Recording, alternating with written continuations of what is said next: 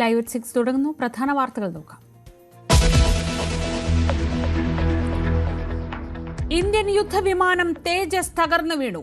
അപകടം Dubai air ഷോയിൽ വ്യോമാഭ്യാസത്തിനിടെ pilot കൊല്ലപ്പെട്ടതായി വ്യോമസേന. അപകടത്തെക്കുറിച്ച് അന്വേഷിക്കാൻ ഉത്തരവ്.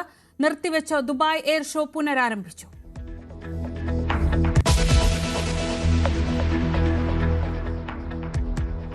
തദ്ദേശ തെരഞ്ഞെടുപ്പിന്റെ ചിത്രം തെളിയുന്നു. നാമനിർദ്ദേശ പത്രികാ സമർപ്പണത്തിന്റെ സമയം പൂർത്തിയായി. നാളെ സൂക്ഷ്മ പരിശോധന. അവസാന മണിക്കൂറിൽ പത്രിക നൽകാൻ സ്ഥാനാർത്ഥികളുടെ തിരക്ക്. തിരുവനന്തപുരം മുട്ടട വാർഡിൽ വൈഷ്ണവ് സുരേഷിന്റെ വോട്ട് വെട്ടിയത് മേയറുടെ ഓഫീസ് ഇടപെട്ടെന്ന ദൃശ്യങ്ങൾ. ഉദ്യോഗസ്ഥരെ പഴിചാരി മേയറുടെ ഓഫീസ്.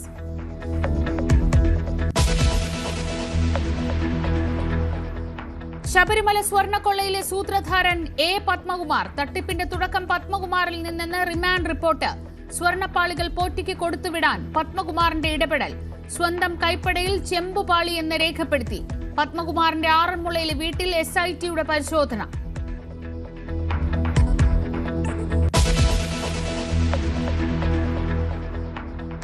അറസ്റ്റിൽ പ്രതിരോധം തീർത്ത് CPM. പത്മകുമാർ ഇപ്പോൾ കുറ്റാരോപിതൻ മാത്രമെന്ന് MV ഗോവിന്ദൻ. സ്വർണ്ണക്കൊള്ള ആസൂത്രണം ചെയ്തത് കടകംപള്ളിയും പത്മകുമാറും പോറ്റിയും ചേർന്നെന്ന് K സുരേന്ദ്രൻ. കടകംപള്ളിയിലേക്ക് മാത്രമല്ല വാസവനിലേക്കും അന്വേഷണം എത്തണമെന്ന് K മുരളീധരൻ.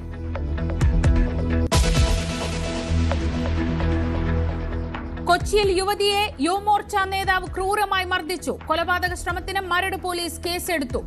മൊബൈൽ ചാർജർ കൊണ്ടുള്ള മർദ്ദനത്തിൽ ദേഹമാസകലം പരിക്ക്. യുവമോർച്ച ജില്ലാ general secretary Gopu Paramasivan police കസ്റ്റഡിയിൽ.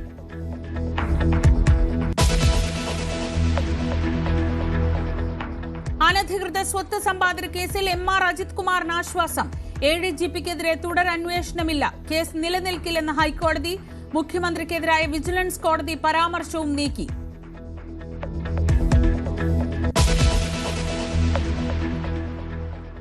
ദുബായ് എയർ ഷോക്കിടെ ഇന്ത്യയുടെ പോർ വിമാനം തേജസ് തകർന്നു വീണു.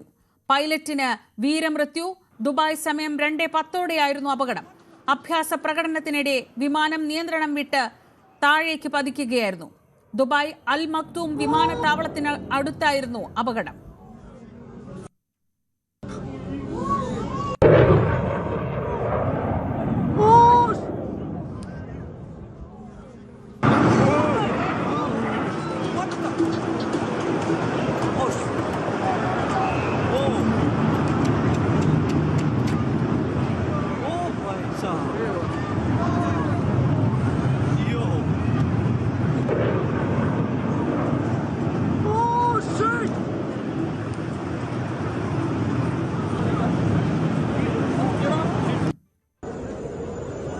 വിവരങ്ങളുമായി MG മിഥുൻ.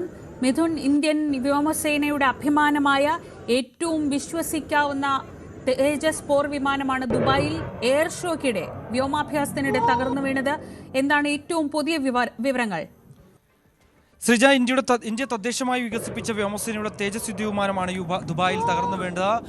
ഇന്ത്യൻ സമയം 3:40 കൂടിയാണ് ഈ ഒരു അപകടം ഉണ്ടാകുന്നത് എന്നുള്ളതാണ്. വിമാനത്തിലുണ്ടായിരുന്ന പൈലറ്റ് വീരമൃത്യു വരിച്ചു. അതിന്റെ ഔദ്യോഗിക സ്ഥിരീകരണം ഇന്ത്യൻ എയർഫോഴ്സ് തന്നെ നൽകുകയും ചെയ്തിട്ടുണ്ട്. മറ്റ് ഒരു അന്വേഷണം കൂടി ഈ അപകടത്തിനിടയാക്കിയ കാരണം എന്താണ് എന്ന് പരിശോധിക്കുന്നതിന് വേണ്ടി ഒരു അന്വേഷണം കൂടി പ്രഖ്യാപിക്കുകയും ചെയ്തിട്ടുണ്ട്. കഴിഞ്ഞ 5 ദിവസമായി ദുബായ് എയർ ഷോ നടക്കുന്നുണ്ടായിരുന്നു. അതിൽ കഴിഞ്ഞ ദിവസങ്ങളെല്ലാം തന്നെ ഈ ഇന്ത്യയുടെ യുദ്ധവിമാനം തേജസ് ആകാശത്ത് വ്യോമാഭ്യാസം നടത്തുകയും ചെയ്തിരുന്നു. 3 വിമാനങ്ങളായിരുന്നു ഈ ഒരു അഭ്യാസ പ്രകടനത്തിൽ ഉണ്ടായിരുന്നത്. അതിലൊന്നാണ് തകർന്നു വീണത്. അതായത് 3:30 ഈ വിമാനം നിയന്ത്രണം വിട്ട് താഴേക്ക് പതിക്കുകയായിരുന്നു എന്നുള്ളതാണ്. ദുബായ് അൽ മക്തൂം അന്താരാഷ്ട്ര വിമാനത്താവളത്തിന് അരികെയാണ് ഈ അപകടം ഉണ്ടാകുന്നത്. ഇന്ത്യൻ വ്യോമസേന പിന്നീട് ഇതിന്റെ അപകടം സ്ഥിരീകരിച്ച് രംഗത്ത് വരികയും ചെയ്തു. അപകടത്തിന്റെ കാരണം ഇപ്പോഴും വ്യക്തമല്ല എന്നുള്ളതാണ്. അപകടത്തെ തുടർന്ന് ദുബായ് എയർ ഷോ നിർത്തിവെക്കുകയും ചെയ്തു. ഇന്നായിരുന്നു അവസാന ദിവസം. ദുബായ് എയർ ഷോയിൽ കാഴ്ചക്കാർക്കായി തുറന്നിരുന്ന തേജസ് യുദ്ധവിമാനത്തിന്റെ പ്രദർശനവും ഇതോടെ നിർത്തിവെച്ചിട്ടുണ്ട്. അഭ്യാസ പ്രകടനം നടത്തിയ വിമാനത്തിന് പുറമെ കാഴ്ചക്കാർക്കായി ഗ്രൗണ്ടിൽ മറ്റൊരു വിമാനം കൂടി ഉണ്ടായിരുന്നു എന്നുള്ളതാണ്. ഇന്ത്യൻ വ്യോമസേനയുടെ കരുത്തും അഭിമാനവുമാണ് തദ്ദേശവുമായി വികസിപ്പിച്ചെടുത്ത ഈ ലഘു യുദ്ധവിമാനമായിട്ടുള്ള തേജസ്. MiG-21 കാലപ്പഴക്കം മൂലം MiG-21 കളമൊഴിഞ്ഞതിന് പിന്നാലെ അതിന് പകരക്കാരനായാണ് ഈ ഒരു തേജസ് യുദ്ധവിമാനത്തിന്റെ കടന്നുവരവ്. കഴിഞ്ഞ ഒക്ടോബറിലായിരുന്നു ഇതിന്റെ പരീക്ഷണ പറക്കലൊക്കെ വിജയകരമായി പൂർത്തീകരിക്കുകയും ചെയ്തു എന്നുള്ളത് തന്നെയാണ്. ഏറ്റവും ഭാരം കുറഞ്ഞതും ചെറുതുമായ സൂപ്പർസോണിക് കോമ്പാറ്റ് എയർക്രാഫ്റ്റുകളിൽ ഒന്നുകൂടിയാണ് ഇത് എന്നുള്ളതാണ്. ഹിന്ദുസ്ഥാൻ ഡെവലപ്മെന്റ് ഏജൻസിയും ഹിന്ദുസ്ഥാൻ എയറോനോട്ടിക്സ് ലിമിറ്റഡും സംയുക്തമായി വികസിപ്പിച്ച തേജസ് യുദ്ധവിമാനം 2016 ഇന്ത്യയുടെ ഈ വ്യോമസേനയുടെ ഭാഗമായി വരുന്നത്. എയർ ഷോയിൽ വ്യോമാഭ്യാസം നടത്തുന്നതിനിടെയാണ് ഈ ഒരു അപകടം ഉണ്ടാവുകയും ചെയ്തത് എന്നുള്ളതാണ്. നിലവിൽ ഈ ഒരു വിഭാഗത്തിൽപ്പെട്ട യുദ്ധവിമാനം പോർവിമാനം കഴിഞ്ഞ 23 വർഷമായി ഇന്ത്യയുടെ ഭാഗമായുണ്ട്. ഈ 23 വർഷത്തിനിടയിൽ ആദ്യമായി കഴിഞ്ഞ വർഷം 2024 ജയ്സാൽമറിൽ വെച്ച് രാജസ്ഥാനിലെ ജയ്സാൽമറിൽ വെച്ചാണ് ആദ്യമായി തകർന്നു വീഴുന്നത് ഒരു അപകടം ഉണ്ടാവുകയും ചെയ്യുന്നത് എന്നുള്ളതാണ്. അത് ചരിത്രം പരിശോധിക്കുമ്പോൾ തന്നെ ആദ്യത്തെ ഒരു അപകടമായിരുന്നു തേജസിന്റെ ഭാഗത്തുനിന്നും ഉണ്ടായത്. അന്ന് അത്ഭുതകരമായി തേജസ് പറത്തിയ വ്യോമസേന പൈലറ്റ് രക്ഷപ്പെടുകയും ചെയ്യുന്നു. അതായത് ഇതിൻ്റെ ഒരു പ്രത്യേകത എന്ന് പറയുന്നത് സീറോ ഗ്രാവിറ്റിയിൽ പോലും ഇത്തരത്തിൽ ഈ സീറ്റ് ഇജക്റ്റ് ചെയ്തുകൊണ്ട് രക്ഷപ്പെടാൻ പൈലറ്റിനെ സംബന്ധിച്ച് സാധിക്കുകയും ചെയ്യും. അങ്ങനെയായിരുന്നു അന്ന് പൈലറ്റ് അവിടെ രക്ഷപ്പെട്ടത്. പക്ഷേ ഇന്ന് നമുക്കിപ്പോൾ ദൃശ്യങ്ങളിൽ കാണുന്ന പോലെ തന്നെ വലിയ രീതിയിലുള്ള ഒരു അപകടമാണ് ഉണ്ടായത്. ഈ വ്യോമാഭ്യാസം നടക്കുന്നതിനിടയിൽ പൊടുന്നനെ ഇത് താഴേക്ക് പതിക്കുകയായിരുന്നു. കുറച്ച് സെക്കൻഡുകൾക്കുള്ളിൽ തന്നെ താഴേക്ക് വന്ന് പതിക്കുകയും ചെയ്യുകയായിരുന്നു. ആ സമയത്ത് പോലും ഈ പെട്ടെന്ന് സീറ്റ് എക്സ് ചെയ്തുകൊണ്ട് ഇത്തരത്തിൽ പൈലറ്റിന് രക്ഷപ്പെടാൻ പറ്റാത്തൊരു സ്ഥിതിവിശേഷത്തിലേക്ക് കാര്യങ്ങൾ പോയി എന്നാണ് നമുക്ക് പ്രാഥമികമായി ലഭ്യമാകുന്ന വിവരം. എന്തായാലും അന്വേഷണം പ്രഖ്യാപിച്ചിട്ടുണ്ട്. വ്യോമസേനയുടെ ഭാഗത്ത് നിന്ന് കൃത്യമായ പരിശോധന ഉണ്ടാവും. എന്താണ് ഇതിൽ സംഭവിച്ചത്, ഏതെങ്കിലും തരത്തിൽ അട്ടിമറി സാധ്യതകളുണ്ടോ നടക്കമുള്ള കാര്യങ്ങൾ പരിശോധിക്കും. പ്രത്യേകിച്ച് കഴിഞ്ഞ ദിവസങ്ങളിൽ ഈ പോർവിമാനത്തിൽ നിന്ന് ഓയിൽ ലീക്കേജ് ഉണ്ടായിരിക്കുന്നു എന്നുള്ള ചില ചിത്രങ്ങൾ, അങ്ങനെയുള്ള ചില പ്രതികരണങ്ങൾ സമൂഹ മാധ്യമങ്ങളിൽ വലിയ രീതിയിൽ ചർച്ചയായിരുന്നു. അതിന് പിന്നാലെ ഇന്ത്യ തന്നെ ഇതിൽ മറുപടിയുമായി രംഗത്ത് വന്നിരുന്നു. ഇങ്ങനെയുള്ള പ്രചരണങ്ങൾ വ്യാജമാണ്, അങ്ങനെയുള്ള ഒരു സാഹചര്യവും ഉണ്ടായിട്ടില്ല, അതെല്ലാം തന്നെ തള്ളിക്കൊണ്ട് വ്യോമസേന തന്നെ രംഗത്ത് വരുന്നൊരു പശ്ചാത്തലം ഉണ്ടായിരുന്നു. അതിന് പിന്നാലെയാണ് ഈ ഒരു അപകടം ഉണ്ടായത് എന്നുള്ളതും ഏറ്റവും പ്രധാനപ്പെട്ട കാര്യമാണ്. എന്തായാലും പൈലറ്റിന് വീരമൃത്യു വരിച്ചു. ഈ സമയത്ത് അവിടെ ഈ പൊടുന്നനെ സമീപത്തേക്ക് ഈ അൽമക്തും വിമാനത്താവളത്തിന് സമീപത്തേക്കാണ് വന്ന് പതിക്കുകയും ചെയ്ത് അവിടെ വെച്ച് ഇതിൻ്റെ തുടർന്ന് തന്നെ അവിടത്തേക്ക് ഈ രക്ഷാപ്രവർത്തനം അടക്കമുള്ള പ്രവർത്തികൾ ആ സമയത്ത് തന്നെ ആരംഭിക്കുകയും ചെയ്തിരുന്നു. വലിയ പൊടിപടലങ്ങൾ അവിടെ ഉണ്ടാകുന്നു, കറുത്ത പുകയൊക്കെ അനുഭവപ്പെടുകയായിരുന്നു, സമീപപ്രദേശമൊക്കെ ഉണ്ടായിരുന്നു എന്നുള്ളതാണ് സമീപവാസികൾ ഇതുമായി ബന്ധപ്പെട്ട് പ്രതികരിക്കുകയും ചെയ്തത്. എന്തായാലും വളരെ ദാരുണമായിട്ടുള്ളൊരു സംഭവമാണ് ഉണ്ടായത്. ഇന്ത്യയുടെ ഏറ്റവും വിശ്വസ്തമായിട്ടുള്ള പോർവിമാനം കൂടിയായിട്ടുള്ള തേജസ് വിമാനമാണ് ഈ ഒരു വ്യോമാഭ്യാസത്തിനിടയിൽ തകർന്നു വീണത്. ശ്രീജ,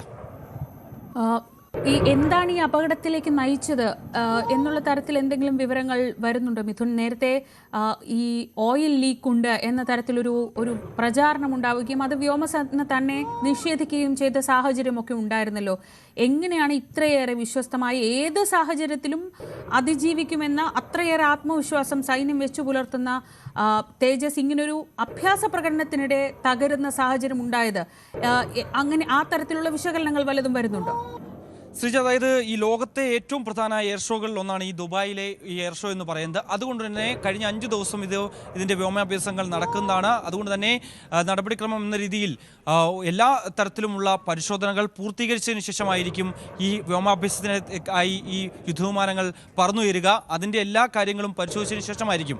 അത് കഴിഞ്ഞ ദിവസങ്ങളിലാണ് ഇത്തരത്തിൽ ചില വ്യാജ പ്രചരണങ്ങൾ സോഷ്യൽ മീഡിയകളിലടക്കം ഉയർന്നു വന്നത്. അതായത് ഈ എഞ്ചിന് സാങ്കേതികമായി ചില തകരാറുകളുണ്ട്, എഞ്ചിനിൽ ഓയിൽ ലീക്ക് ചെയ്യുന്നുണ്ട് എന്നടക്കമുള്ള ചില ദൃശ്യങ്ങളും അതിൻ്റെ ചില ചിത്രങ്ങളും പോസ്റ്റ് ചെയ്തുകൊണ്ടായിരുന്നു ഇങ്ങനെ വ്യാപകമായിട്ടുള്ള ചില പ്രചരണങ്ങൾ നടന്നത്. പക്ഷേ അത് കോട്ട് ചെയ്തുകൊണ്ട് അതിനെതിരെ ഇന്ത്യൻ എയർഫോഴ്സ് തന്നെ രംഗത്ത് വരികയും ചെയ്തു. ഡിഫൻസ് മന്ത്രാലയം അതിൽ കൃത്യമായ വിശദീകരണം നൽകുകയും ചെയ്തു. അതൊരു വ്യാജ ചിത്രങ്ങളാണ് ഇപ്പോൾ പ്രചരിക്കുന്നത്. അത്തരത്തിലുള്ള ഒരു തകരാറുകളോ അല്ലെങ്കിൽ അങ്ങനെയുള്ള എഞ്ചിൻ ചോർച്ചകളോ ഈ ഓയിൽ ചോർച്ചകളോ ഒന്നും തന്നെ ഉണ്ടായിട്ടില്ല.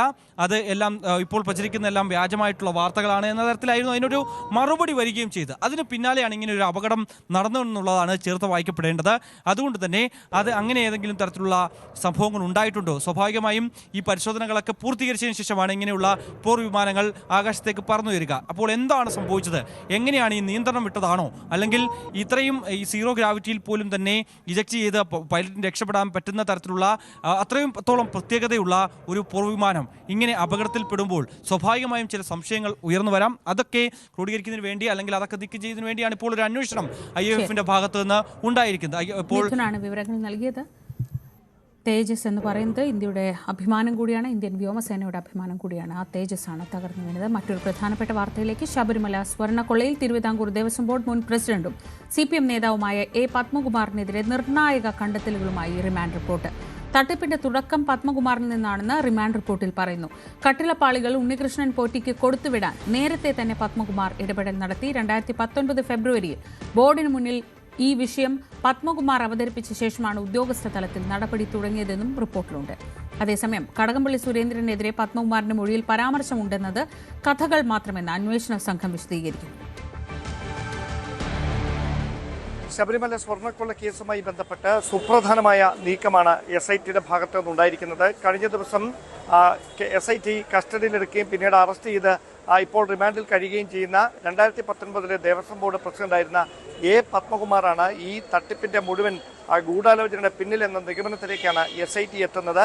ഉണ്ണികൃഷ്ണൻ പോറ്റിയും അതോടൊപ്പം തന്നെ മുരാരി ബാബുവും അതോടൊപ്പം സുധീഷ് കുമാറും നേരത്തെ നൽകിയ മൊഴിയിൽ പത്മകുമാറിന്റെ പങ്ക് സംബന്ധിച്ച വ്യക്തമായ സൂചനകൾ അന്വേഷണ സംഘത്തിന് ലഭിച്ചതാണ്. അത് ശരിവെക്കുന്ന തെളിവുകൾ കൂടി വീണ്ടെടുത്ത ശേഷമാണ് പത്മകുമാറിനെ വീണ്ടും ചോദ്യം ചെയ്യാനായി ഇന്നലെ പോലീസ് ആസ്ഥാനത്തേക്ക് വിളിച്ചു വരുത്തിയത് എന്നാണ് ലഭിക്കുന്ന വിവരങ്ങൾ. ഇതിൽ പ്രധാനപ്പെട്ട കണ്ടെത്തൽ പത്മകുമാറിന്റെ വീട്ടിൽ വെച്ച് ഇതുമായി ബന്ധപ്പെട്ട ഗൂഢാലോചന നടത്തുന്നതിൽ ഉണ്ണികൃഷ്ണൻ പോറ്റി പങ്കെടുത്തിട്ടുണ്ട് എന്നതാണ്. അതോടൊപ്പം പത്മകുമാർ അധ്യക്ഷനായിരിക്കെ ഈ സ്വർണം ഇവിടെ നിന്ന് മാറ്റുക എന്ന ലക്ഷ്യത്തോടെ വാതിൽപ്പാളിയും സ്വർണ്ണപ്പാളിയും അടക്കം അവിടെ നിന്ന് മാറ്റുന്നതിന് വേണ്ടി ബോർഡ് അംഗങ്ങളുമായി ചർച്ച നടത്തിയിരുന്നു. അതായത് ഇത് ഉണ്ണികൃഷ്ണൻ പോറ്റിയുടെ കൈവശം അറ്റകുറ്റപ്പണികൾക്കായി കൊടുത്തുവിടണമെന്ന് ആവശ്യപ്പെട്ടുകൊണ്ടായിരുന്നു ഈ ചർച്ച നടന്നത്. പക്ഷേ ബോർഡ് അംഗങ്ങൾ ഇതിനെ എതിർത്തു. കൃത്യമായ കീഴ്വഴക്കങ്ങൾ ഇല്ലാതെ ഈ വാതിൽപ്പാളിയും കട്ടളപ്പാളിയും അവിടെ നിന്ന് മാറ്റാൻ കഴിയില്ല എന്നൊരു നിലപാട് ബോർഡ് അംഗങ്ങൾ സ്വീകരിക്കുകയായിരുന്നു. അതോടെ ബോർഡ് അംഗങ്ങളുടെ അനുമതിയോടെ ഈ കാര്യം താൻ ഉദ്ദേശിക്കുന്ന പദ്ധതി നടപ്പാകില്ല എന്ന് മനസ്സിലാക്കിയ പത്മകുമാർ പിന്നീട് ഉദ്യോഗസ്ഥ സഹായം, അതായത് സുധീഷ് കുമാറിൻ്റെയും മുരാരി ബാബുവിൻ്റെയും സഹായം തേടുകയായിരുന്നു. അങ്ങനെയാണ് ചെമ്പിൽ സ്വർണം പൂശിയ ചെമ്പ് എന്നുള്ളിടത്ത് സ്വർണം പൂശിയ എന്ന വാക്ക് മാറ്റി ചെമ്പെന്ന് മാത്രം രേഖപ്പെടുത്തി മിനിറ്റ്സ് ബുക്കിൽ കൃത്രിമം കാണിച്ച് അവിടെ നിന്ന് ഈ ഉണ്ണികൃഷ്ണൻ പോറ്റിയുടെ കൈവശം ഈ പാളികൾ കൊടുത്തുവിട്ടത് എന്നാണ് അന്വേഷണ സംഘം ഇപ്പോൾ ഉറപ്പിക്കുന്നത്. അങ്ങനെയെങ്കിൽ ഈ ഗൂഢാലോചനയുടെ മുഴുവൻ കേന്ദ്രബിന്ദു A. പത്മകുമാറാണ് എന്ന ഒരു വിലയിരുത്തലിലേക്കാണ് SIT ഇപ്പോൾ എത്തുന്നത്. അതോടൊപ്പം പ്രധാനപ്പെട്ട ഒരു കാര്യം, മുൻ മന്ത്രി കൂടിയായ 2019 ദേവസ്വം ബോർഡിന്റെ ചുമതലയിലുണ്ടായിരുന്ന ദേവസ്വം വകുപ്പ് മന്ത്രി എന്ന കടകംപള്ളി സുരേന്ദ്രനുമായി ബന്ധപ്പെട്ട ചില അഭ്യൂഹങ്ങൾ ഇന്നലെ മുതൽ ഉയരുന്നുണ്ടായിരുന്നു. പക്ഷേ കടകംപള്ളി സുരേന്ദ്രനെ ഈ സംഭവവുമായി ബന്ധിപ്പിക്കുന്ന യാതൊരു വിശദാംശങ്ങളും നിലവിൽ ലഭ്യമല്ല എന്നാണ് SIT വ്യക്തമാക്കുന്നത്. മാത്രവുമല്ല, അടുത്ത ദിവസം ഹൈക്കോടതിയിൽ ഇതുമായി ബന്ധപ്പെട്ട മൂന്നാമത്തെ ഇടക്കാല റിപ്പോർട്ട് സമർപ്പിക്കുമ്പോൾ ഇതുവരെയുള്ള അന്വേഷണ പുരോഗതിയും ഇനി അങ്ങോട്ട് അന്വേഷണം ഏത് ദിശയിലായിരിക്കും പോവുക എന്നതടക്കമുള്ള കാര്യങ്ങൾ വ്യക്തമാക്കുമെന്നൊരു വിവരം. അതിനിടെ മുൻ ദേവസ്വം കമ്മീഷണറായ N. വാസുവിനെയും ദേവസ്വം ബോർഡ് പ്രസിഡന്റായിരുന്ന പത്മകുമാറിനെയും ഒരുമിച്ചിരുത്തി ചോദ്യം ചെയ്യുക എന്ന ലക്ഷ്യത്തോടെ ഇവർക്ക് വേണ്ടി കസ്റ്റഡി അപേക്ഷ നൽകുമെന്നാണ് അറിയാൻ കഴിയുന്നത്. കുമാർ ഇപ്പോൾ കുറ്റാരോപിതൻ മാത്രമാണെന്നും നടപടി ഉൾപ്പെടെയുള്ള കാര്യങ്ങൾ വിശദാംശങ്ങൾ വന്ന ശേഷം പരിശോധിക്കുമെന്നും CPM സംസ്ഥാന സെക്രട്ടറി MV ഗോവിന്ദൻ. തെറ്റ് ചെയ്തവർ ആരായാലും നിയമത്തിന് മുന്നിൽ വരട്ടെ എന്നും MV ഗോവിന്ദൻ പ്രതികരിച്ചു. CPM ഈ അന്വേഷണത്തെ പൂർണ്ണമായി പിന്തുണക്കുകയും യഥാർത്ഥ കുറ്റവാളികളെ അറസ്റ്റ് ചെയ്ത് നിയമത്തിന്റെ മുമ്പിൽ അവതരിപ്പിച്ച് ശിക്ഷ നൽകാനാവണം എന്ന് തന്നെയാണ് ഞങ്ങൾ അന്ന് കണ്ടിട്ടുള്ളത്, ഇന്നും കാണുന്നത്. ആ നിലപാട് തന്നെയാണ് തുടരുന്നത്. തെറ്റ് ചെയ്യുന്ന ആരെയും സംരക്ഷിക്കുന്ന നിലപാട് CPIM സ്വീകരിക്കുന്നില്ല. യാതൊരു തരത്തിലുള്ള ഇടപെടലുകളും ഈ അന്വേഷണത്തിൽ കേരള സർക്കാർ നടത്തിയിട്ടില്ല എന്നതിന്റെ തെളിവ് കൂടിയാണ് നടന്നുകൊണ്ടിരിക്കുന്ന ഈ അറസ്റ്റുകളെ സംബന്ധിച്ച് നമുക്ക് കാണാൻ കഴിയുക. ഈ സംബന്ധിച്ച് പല വിവരങ്ങളും പുറത്തു വന്നിട്ടുണ്ട്. ഇനിയും കൂടുതൽ വിവരങ്ങൾ പുറത്തു വരും എന്ന കാര്യത്തിലും സംശയമില്ല. ഇത്തരം നടപടികളെയെല്ലാം CPIM പിന്തുണക്കുകയാണ്. പത്മകുമാറിന്റെ അറസ്റ്റുമായിട്ട് ബന്ധപ്പെട്ട കാര്യത്തിൽ കൂടുതൽ വിശദാംശങ്ങൾ ഉണ്ടെങ്കിൽ അതുകൂടി പരിശോധിച്ച് ആവശ്യമായ നടപടി സർക്കാർ സ്വീകരിക്കുമെന്ന കാര്യത്തിൽ സംശയമില്ല, വ്യക്തമാക്കിയിട്ടുള്ള കാര്യം തന്നെയാണ്. അതേസമയം ശബരിമല സ്വർണ്ണക്കൊള്ളയിൽ പത്മകുമാറിന് വീഴ്ച പറ്റിയെന്ന് CPM നേതാവ് P. ജയരാജൻ. ഫയലിൽ ചെമ്പ് പാളിയെന്ന് ഉദ്യോഗസ്ഥർ രേഖപ്പെടുത്തിയത് കറക്റ്റ് ചെയ്യുന്നതിൽ പഴയ ദേവസ്വം ബോർഡ് പ്രസിഡന്റിനും പഴയ ദേവസ്വം കമ്മീഷണർക്കും വീഴ്ച പറ്റി. ഇത് മോഷണത്തിലേക്ക് നയിച്ചു. ഉത്തരവാദിത്തപ്പെട്ട സ്ഥാനങ്ങളിൽ ഇരിക്കുന്നവർ ഇക്കാര്യത്തിൽ പുലർത്തിയ അവധാനതയില്ലായ്മ നീതീകരിക്കാൻ കഴിയുന്നതല്ലെന്നും സർക്കാർ ഒരാളെയും സംരക്ഷിക്കില്ലെന്നും അദ്ദേഹം പറഞ്ഞു. ശബരിമല സ്വർണ്ണക്കൊള്ള കേന്ദ്ര ഏജൻസി അന്വേഷിക്കണമെന്ന് K. സുരേന്ദ്രൻ. സ്വർണ്ണക്കൊള്ള കടകംപള്ളിയും പത്മകുമാറും പോറ്റിയും ചേർന്നാണ് ആസൂത്രണം ചെയ്തത്.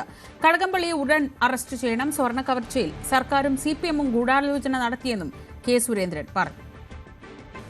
ശബരിമല സ്വർണ്ണക്കൊള്ളയിൽ മുൻ ദേവസ്വം പ്രസിഡന്റ് പത്മകുമാറിന്റെ അറസ്റ്റോടെ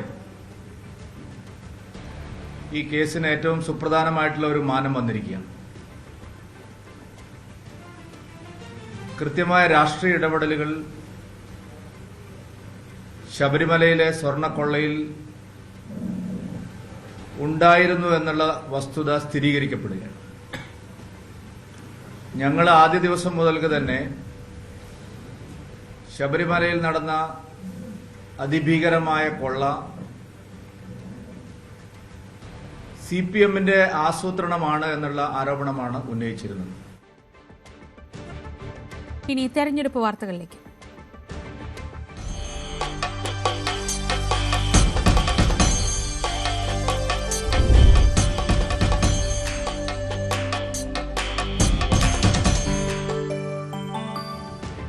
തദ്ദേശ തെരഞ്ഞെടുപ്പിലേക്ക് നാമനിർദ്ദേശ പത്രിക സമർപ്പിക്കാനുള്ള സമയം അവസാനിച്ചു. നാളെയാണ് സൂക്ഷ്മ പരിശോധന. തിങ്കളാഴ്ച വരെ നാമനിർദ്ദേശ പത്രിക പിൻവലിക്കാം. ഇന്നലെ വരെ 95,369 നാമനിർദ്ദേശ പത്രികകളാണ് സമർപ്പിച്ചിരുന്നത്. PV അരുൺ വിവരങ്ങളുമായി. അരുൺ, തദ്ദേശ തെരഞ്ഞെടുപ്പിന്റെ ചിത്രം ഇനി തെളിയുകയാണ്. നാളത്തെ സൂക്ഷ്മ പരിശോധന കഴിഞ്ഞാൽ എല്ലാം പൂർണ്ണമാവും. അവസാന ദിവസം വലിയ തിരക്കായിരുന്നു അനുഭവപ്പെട്ടത്. ഇനിയും പത്രികാ സമർപ്പണം നീളുന്ന സ്ഥലങ്ങളുണ്ടോ?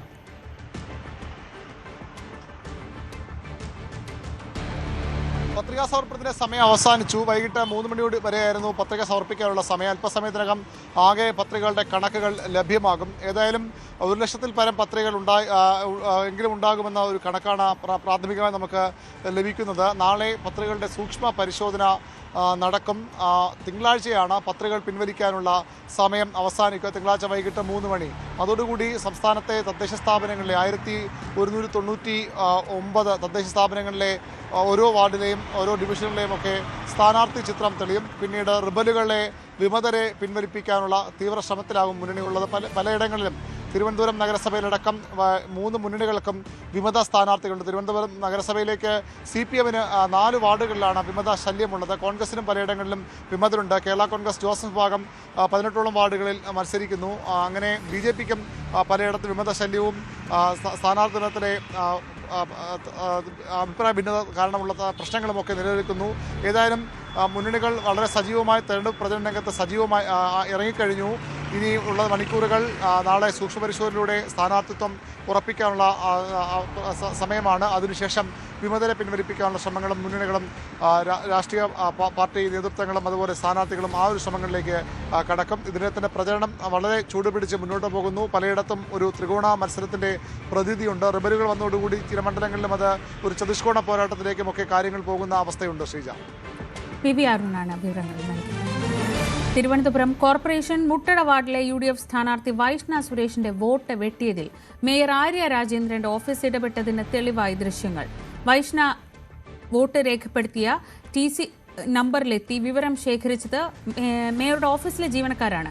ഈ രേഖ ഉപയോഗിച്ചാണ് വൈഷ്ണയുടെ വോട്ട് നീക്കം ചെയ്തത്. എന്നാൽ പരിശോധനയ്ക്ക് എത്തിയത് നഗരസഭയിലെ റവന്യൂ വിഭാഗം ജീവനക്കാരെന്നാണ് മേയറുടെ ഓഫീസിന്റെ വിശദീകരണം. മുട്ടടയിലെ കോൺഗ്രസ് സ്ഥാനാർത്ഥി വൈഷ്ണ സുരേഷിന്റെ പേര് വോട്ടർ പട്ടികയിൽ നിന്ന് വെട്ടിയതിന് പിന്നിൽ മേയറുടെ ഓഫീസും മേയറുടെ ഇടപെടലുണ്ടെന്ന ആരോപണം ആദ്യം ഉന്നയിച്ചത് K. മുരളീധരനാണ്. പിന്നീട് പ്രതിപക്ഷ നേതാവടക്കം ഒരു CPM നേതാവും 2 CPM നേതാക്കൾ, തിരുവനന്തപുരത്തെ പ്രധാനപ്പെട്ട നേതാക്കൾ ഇതിന് പിന്നിലുണ്ട് എന്ന ആരോപണം ഉയർത്തിയിരുന്നു. ഇന്ന് പുറത്തു വന്ന തെളിവുകൾ ആരോപണങ്ങളെ ഒരു പരിധിവരെ സാധൂകരിക്കുന്നതാണ്. കോർപ്പറേഷൻ ഓഫീസിലെ ജീവനക്കാർ വൈഷ്ണയുടെ പേര് ചേർന്ന വീട്ടിൽ പോയി അവരോട് ഈ കാര്യങ്ങൾ ചോദിക്കുന്ന ദൃശ്യങ്ങളാണ് പുറത്തു വന്നത്. നേരത്തെ CPM കേന്ദ്രങ്ങൾ തന്നെ പുറത്തുവിട്ട ഒരു വീഡിയോയാണ് ഇപ്പോൾ അവർക്ക് തിരിച്ചടിയാകുന്നത്. വൈഷ്ണയുടെ വോട്ട് അവിടെയല്ല എന്ന് തെളിയിക്കാൻ ആ വീട്ടിലെ ഇപ്പോൾ താമസക്കാരിയുടെ ഒരു പ്രതികരണമാണ് അന്ന് പുറത്തുവിട്ടത്. അതിൽ കോർപ്പറേഷൻ ഓഫീസിൽ 2 ജീവനക്കാരുണ്ട്. അത് മേയറുടെ ഓഫീസ് സ്റ്റാഫ് എന്ന വിമർശനമാണ് ഇപ്പോൾ കോൺഗ്രസ് കേന്ദ്രങ്ങൾ ഉന്നയിക്കുന്നത്. എന്നാൽ മേയറുടെ ഓഫീസിലെ വിശദീകരണം റവന്യൂ വിഭാഗത്തിലെ മേയറുടെ ഓഫീസിലെ റവന്യൂ വിഭാഗത്തിലെ ജീവനക്കാരാണ്. അവർ തെരഞ്ഞെടുപ്പ് ജോലി ചെയ്യാൻ നിയോഗിക്കപ്പെട്ടവരാണ്. അതിനപ്പുറത്തേക്ക് അവരുമായി ഒരു ബന്ധവും നഗരസഭയ്ക്ക് ഇല്ല. നഗരസഭാ ജീവനക്കാർ PSC വഴി ജോലിയിൽ വന്നവരാണ്. ഇലക്ഷൻ ഡ്യൂട്ടികൾ ചെയ്യാൻ നിയോഗിക്കപ്പെട്ടവരാണ്. അവിടെ മേയറുടെ ഇടപെടൽ ഉണ്ടായിട്ടില്ലെന്ന വിശദീകരണമാണ് മേയറുടെ ഓഫീസ് നൽകുന്നത്. എന്നാൽ കോൺഗ്രസും പ്രതിപക്ഷവും വലിയൊരു ആയുധമാക്കി മാറ്റുകയാണ്. വൈഷ്ണവ് സ്ഥാനാർത്ഥിയെ ഒഴിവാക്കാൻ മേയർ ഇടപെട്ടു എന്ന വിമർശനമാണ് ഇപ്പോൾ ഉയരുന്നത്. ഈ വരും ദിവസങ്ങളിലും ഇത് മുട്ടട വാർഡിലും തിരുവനന്തപുരം നഗരസഭയിലും മാത്രമല്ല സംസ്ഥാന വ്യാപകമായി വോട്ട് വെട്ടാൻ CPM ശ്രമിച്ചു. അതിന് മേയറും അവരുടെ ഓഫീസും കൂട്ടുനിന്ന ആരോപണം ശക്തമായി ഉന്നയിക്കാനാണ് കോൺഗ്രസിന്റെ തീരുമാനം. അനധികൃത സ്വത്ത് സമ്പാദന കേസിൽ ADGP MR അജിത് കുമാറിനെതിരെ തുടരന്വേഷണമില്ല. ക്ലീൻ ചിറ്റ് തള്ളിയ വിജിലൻസ് കോടതി ഉത്തരവ് ഹൈക്കോടതി റദ്ദാക്കി. പരാതിക്കാരൻ മുൻകൂർ അനുമതി തേടിയ ശേഷം വീണ്ടും പരാതി നൽകാമെന്നും ഹൈക്കോടതി നിർദ്ദേശിച്ചു. മുഖ്യമന്ത്രിയുടെ ഓഫീസിനെതിരായ വിജിലൻസ് കോടതിയുടെ പരാമർശങ്ങളും ഹൈക്കോടതി നീക്കി. അനധികൃത സ്വത്ത് സമ്പാദന കേസിൽ ADGP MR അജിത് കുമാറിന് ആശ്വാസകരമായ വിധിയാണ് ഹൈക്കോടതിയുടെ ഭാഗത്തുനിന്ന് ഉണ്ടായത്. വിജിലൻസ് കോടതിയുടെ ഉത്തരവ് റദ്ദാക്കിയിരിക്കുകയാണ് ഹൈക്കോടതി. അതുകൊണ്ട് തന്നെ ADGPക്കെതിരെ തുടരന്വേഷണമില്ല. മാത്രമല്ല മുഖ്യമന്ത്രിക്കെതിരെയുള്ള പരാമർശങ്ങളും കോടതി നീക്കിയിട്ടുണ്ട്. സർക്കാരിന്റെ ആവശ്യപ്രകാരമായിരുന്നു, ഹർജിയിൽ തുടർന്നായിരുന്നു ഇത്തരത്തിലൊരു നീക്കം ഹൈക്കോടതിയുടെ ഭാഗത്തുനിന്ന് ഉണ്ടായത്. ADGPക്കെതിരായ അന്വേഷണത്തിൽ വിജിലൻസ് ക്ലീൻ ചിറ്റ് നൽകിയിരിക്കുന്ന സാഹചര്യത്തിൽ വിജിലൻസ് കോടതി അത് പരിശോധിക്കാതെയാണ് കോടതി നടപടിയെടുത്തത്. മാത്രമല്ല MR അജിത് കുമാറിനേക്കാൾ താഴ്ന്ന റാങ്കിലുള്ള ഉദ്യോഗസ്ഥരെ കൊണ്ട് ഏത് സാഹചര്യത്തിലാണ് അന്വേഷണം നടത്തിയത്, അതായത് മാനുവൽ പാലിക്കാതെയാണ് കോടതി അത് വിജിലൻസ് അന്വേഷണം നടത്തിയത് എന്ന് ഹൈക്കോടതി കണ്ടെത്തിയിട്ടുണ്ട്. ആ ഒരു സാഹചര്യം കൂടി കണക്കിലെടുത്തുകൊണ്ട് തന്നെയാണ് നേരത്തെ തന്നെ ഇതിന്റെ വാദം നടക്കുമ്പോൾ കോടതി ഇത്തരത്തിലൊരു ചോദ്യം ഉന്നയിച്ചത്. മാത്രമല്ല അജിത് കുമാർ വസ്തു വാങ്ങിയതിന് ഉപയോഗിച്ച പണം എവിടുന്നാണ്, അജിത് കുമാറിന്റെ വരവും അതല്ലെങ്കിൽ കയ്യിലുള്ള പണവും തമ്മിലുള്ള ആനുപാതികമായ കണക്ക് ശരിയാണോ തുടങ്ങിയ കാര്യങ്ങളൊന്നും വിജിലൻസ് പരിശോധിച്ചിട്ടില്ല. ഒരു MLAയുടെ ആരോപണങ്ങൾ മാത്രമാണ് മുന്നിലുള്ള അല്ലെങ്കിൽ കോടതിക്ക് മുന്നിലുള്ളത്. ഇതുമായി ബന്ധപ്പെട്ട് തെളിവ് നൽകുന്ന അല്ലെങ്കിൽ തെളിയിക്കുന്ന യാതൊരു രേഖകളും കോടതിക്ക് മുൻപിൽ ഹാജരാക്കാൻ കഴിഞ്ഞിട്ടില്ല എന്നും കോടതി വ്യക്തമാക്കിയിട്ടുണ്ട്. ജസ്റ്റിസ് A ബദറുദ്ദീന്റെ ബെഞ്ചിന്റേതാണ് വിധി. എന്തായാലും MR അജിത് കുമാറിനെതിരെ തുടരന്വേഷണമില്ല.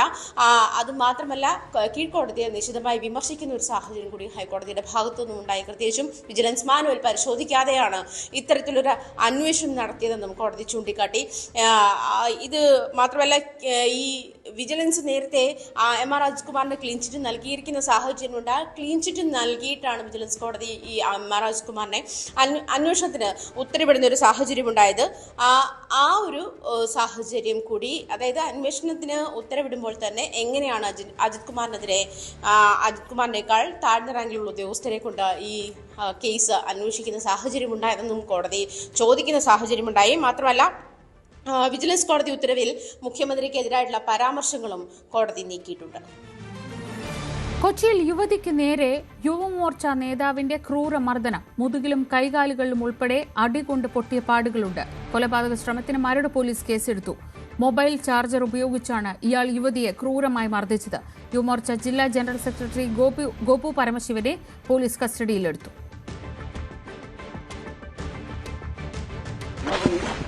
5 വർഷമായിട്ട് എന്നെ ഉപദ്രവിക്കുന്നതിന് എനിക്ക് ഇന്നൊന്നും പറയാനില്ല. എനിക്ക് ഉപദ്രവം മതിയായി. സഹിക്കുന്നതിന് ഒരു പരിധിയുണ്ട്. അതുകൊണ്ട് ഞാൻ അവിടെ രക്ഷപ്പെട്ടു. ചാർജറിന്റെ കേബിളും കൊണ്ട് പ്രത്യേകിച്ച് കാരണമൊന്നുമില്ല. അതെ, ഇല്ല ഇല്ല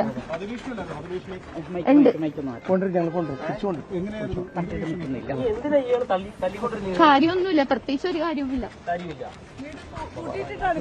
അതെ അതെ, എന്റെ കയ്യിൽ മൊത്തം പാടുണ്ട്. ഇത് കണ്ട എന്നെ തല്ലിയത്, എന്റെ ശരീരത്തിൽ മൊത്തം പാടാണ് തല്ലിയത്. ഇയാൾ പാർട്ടി സ്വാധീനം പറഞ്ഞ് ഭീഷണിപ്പെടുത്തിയിരുന്നു. BJPയുടെ പേര് പറഞ്ഞാലും ഇയാൾ ഭീഷണിപ്പെടുത്തിയിരുന്നോ? ചെങ്കോട്ട സ്ഫോടനത്തിലെ പ്രതികളായ അൽ ഫലാം മെഡിക്കൽ കോളേജിലെ ഡോക്ടർമാർക്ക് വിദേശത്ത് നിന്ന് പരിശീലനം കിട്ടിയതായി സംശയം.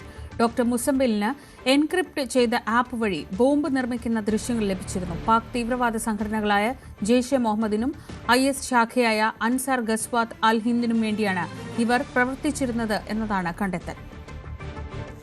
ഫരീദാബാദിലെ ഡോക്ടർ മൊഡ്യൂളിന് വിദേശ സഹായം ലഭിച്ചിട്ടുണ്ടെന്നത് ഇതിന് മുൻപേ തന്നെ NIAക്ക് സൂചനയുള്ള കാര്യമായിരുന്നു. ഇപ്പോൾ ഇതിനെപ്പറ്റി കൂടുതൽ വ്യക്തതയുള്ള തെളിവുകളാണ് പുറത്തു വന്നിരിക്കുന്നത്. പ്രധാനമായിട്ടും ഡോക്ടർ മുസമ്മിലിനെ പറ്റിയിട്ടാണ് ഇക്കാര്യങ്ങൾ, ഈ സൂചനകൾ പുറത്തു വരുന്നത്.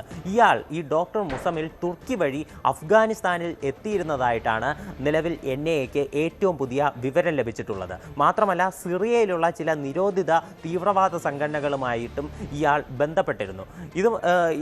ഇതിനു പുറമെ വിദേശത്ത് നിന്ന് ഈ ബോംബുണ്ടാക്കാനുള്ള വീഡിയോകൾ അതുപോലെ തന്നെ മറ്റു കാര്യങ്ങൾ, അതിൻ്റെ നിർദ്ദേശങ്ങൾ എല്ലാം പങ്കുവച്ചിരുന്നത് ഈ ഡോക്ടർ മുസമ്മിലിനാണ് എന്നതിനെ പറ്റിയിട്ടും NIAക്ക് വ്യക്തമായിട്ടുള്ള തെളിവുകൾ ലഭിച്ചിട്ടുണ്ട്. മൊത്തം 42 വീഡിയോകളാണ് ഈ മുസമ്മിലിന് ലഭിച്ചിട്ടുള്ളത്.